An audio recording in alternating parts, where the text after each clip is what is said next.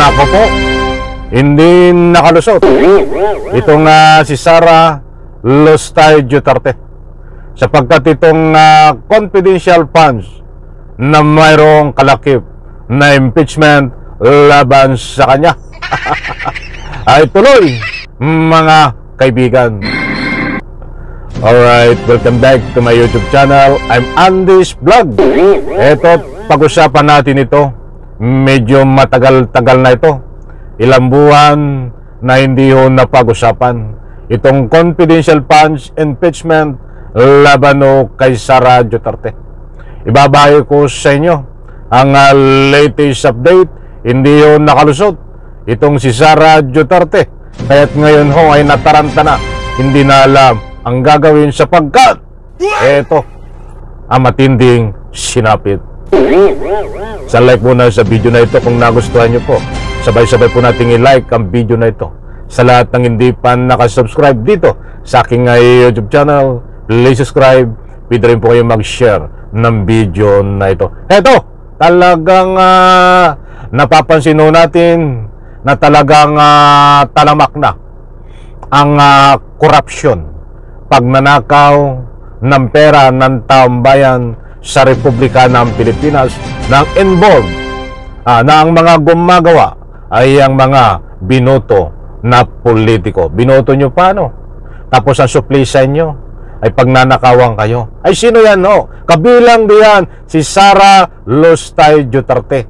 But sa puntong ito, and connection, ito may kaugnayan sa confidential funds at ito ay kalakip pang impeachment tuloy, mga kaibigan. Ito, ibabahagi ko sa inyo.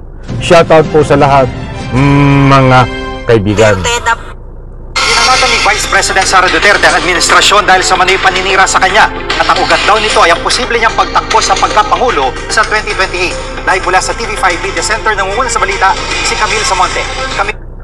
Mga kaibigan, ito muna at pakinggan natin itong mga palusot ni Sara Lustay Duterte.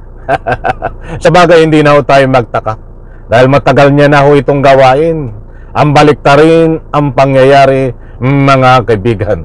10 salita ho nito ay 12 mali. Mantakin niyo yun.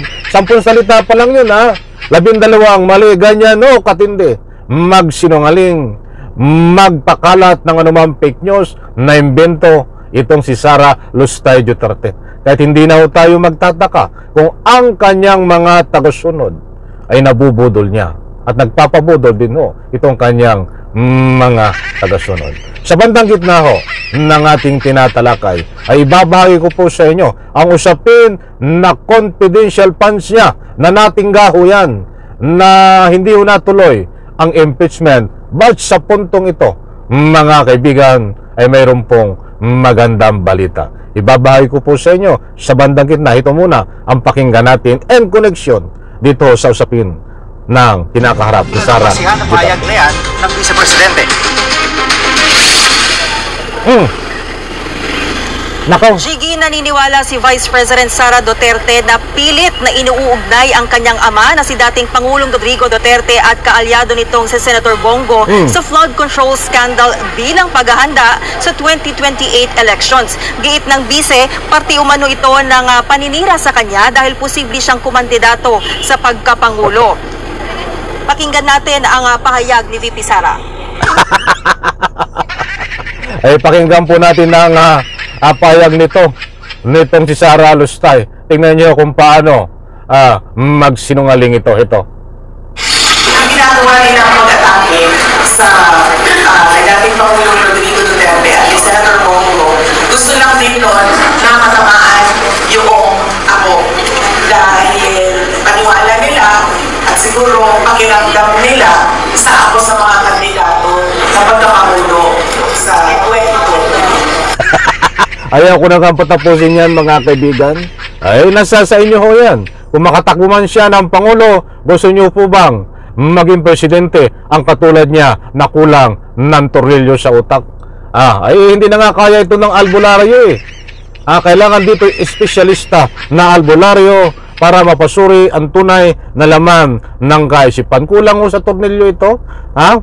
Ay, ay talagang natatawa na lang ho ako eh. Ito kasi ngayon lang ako nakakita ho ng vice presidente na ubod ng tamad, hindi nagtatrabaho, at ubod ng kasinungalingan, yan ho ay sa katauhan ni Sara Lustay Duterte. Kung sino pa yung nagtatrabaho ho, ay babalik ta rin at gagawin tamad. Ay daig pa ang bata eh. Oh, eto mga kaibigan, usapin ng confidential funds, ibabahagi ko sa inyo. At tuloy ho, mga kaibigan, ito, at magbabatay ho tayo dito sa ikangay buhat sa News 5. Oh, alamin po natin, mga kaibigan, bilisan natin. Nandiyan, naka-flash sa screen, apila sa ombudsman, investigasyon ang umano'y BP Sara confidential fund issue. Oh, hindi naman po lingid sa inyo ang kalaman. Ayun po ay yung may kaugnayan sa impeachment. Mga kaibigan, babasahin ko ng mabilisan. Investigasyon sa paggamit ng confidential funds ni BP Sara.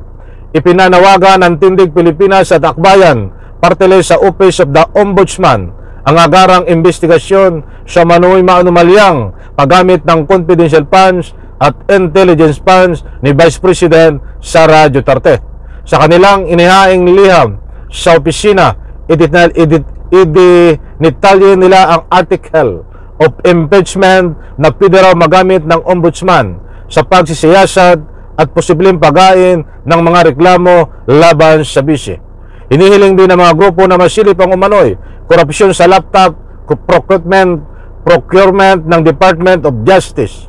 Noong naging kalihim si BP Sara, umaasa silang maaksyonan ang apila habang hinihintay na mawala ang ban ng Korte Suprema sa pagain ng reklamo laban sa bisi sa February 26. So, nandyan ho, mga mahal kong taga-subaybay, na yung confidential funds na yan ay may kaugnayan ho sa impeachment laban kay Sara Duterte, na ngayon ho ay may lumiham itong nasabing party list Akbayan diyan ho sa ombudsman para habang iniintay ang ban hanggang February ay kailangang imbestigahan ang confidential funds. Oh, ay pabor po ba naman kayo na imbestigahan ito ng ombudsman sa confidential funds? Nararapat lang ho habang ika nga po ay hinihintay ang ban dito sa ika nga po hanggang February 26. Dahil hindi po ito ligtas, mga kaibigan, nagkaroon lang ho ng technicality at naka-archive pa ang impeachment diyan ho sa Senado na pwedeng buhayin, pwedeng hukayin habang kapag lumabas ho ang desisyon ng Korte Suprema. At kung nagkaroon po ng desisyon, ay kung ano pa ang maging desisyon ito, ay meron pa rin pong second option na sa February ho ay pwedeng maghayin ng panibagong impeachment complaint laban ho kay Sara Duterte na the same din ho ang ikangapoy ebidensya laban ho dito ng pagnanakaw ng pera ng taong bayan. Kaya ang dami yung nagbibigay ng anumang public opinion dito na tuloy ang impeachment. Kaya lang ho, inihintay pa lang ang mga desisyon galing sa Korte at tuloy ang impeachment sa next 2026 dahil hinihintay lang ho itong regulation na patapusin muna yung 1-year ban, mga kaibigan. Ay tuloy din daw ho dahil iniimbestigahan na sa ombudsman. Kaya marami na nagsasabi na tuloy ang impeachment dahil dumadaan lang ho dito sa pinagdadaanan ng mga proseso. Pagkatapos niya ay tuluyan ang ililitis sa impeachment itong si Sara Duterte. Sanlay ko sa video na ito. Maraming salamat. Bye-bye. Palakpakan.